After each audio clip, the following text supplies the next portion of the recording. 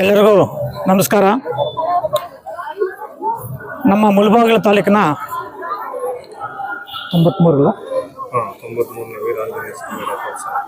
93ನೇ ವೀರಾಂಜನೇಯ ಸ್ವಾಮಿಯ ಬ್ರಹ್ಮರಥೋತ್ಸವ ಅಂಗವಾಗಿ ಎಲ್ಲ ಭಕ್ತಾದಿಗಳಿಗೂ ಶುಭಾಶಯಗಳನ್ನು ಹೇಳಲು ಬಯಸುತ್ತೀನಿ.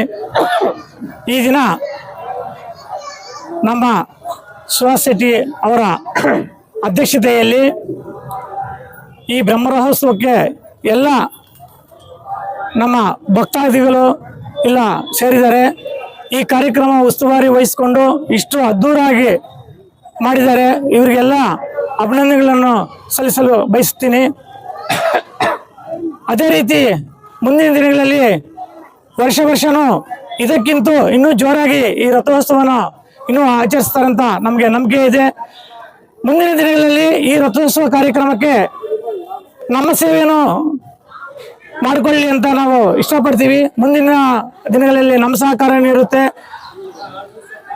ಹಾಗೆ ನಮ್ಮ ಮುಳಬಾಗಿಲಿನ ಜನತೆಗೆ ಆಂಜನೇಯ ಸ್ವಾಮಿ ಎಲ್ಲ ಒಳ್ಳೇದು ಮಾಡಲಿ, ಒಳ್ಳೆ ಮಳೆ ಬರಲಿ ಅಂತ ಹೇಳ್ಬಿಟ್ಟು ಈ ಸಂದರ್ಭದಲ್ಲಿ ಎಲ್ಲರ ಬಲವಾಗಿ ಬೇಡ್ಕೊಳ್ತೀನಿ.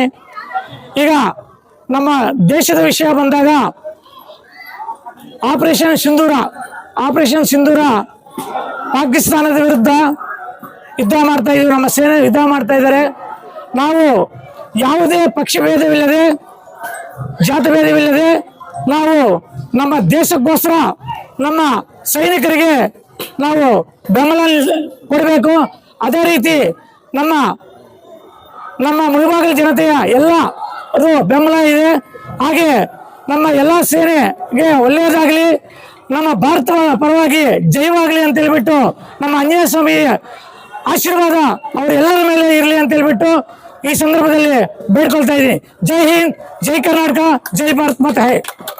ಆಲ್ರೆಡಿ ಅವ್ರು ಇದು 2ನೇ ವರ್ಷ, ಅವ್ರಿಗೆ ಗೊತ್ತಿಲ್ದಿರಾನೆ ಅವ್ರದ್ದು ನಡೀತಾ ಇದೆ. ಅವ್ರಿಗೆ ಗೊತ್ತಿದೆ ಬಟ್ ಮರ್ತೋಗಿದ್ದಾರೆ. ಇದು 2ನೇ ವರ್ಷ.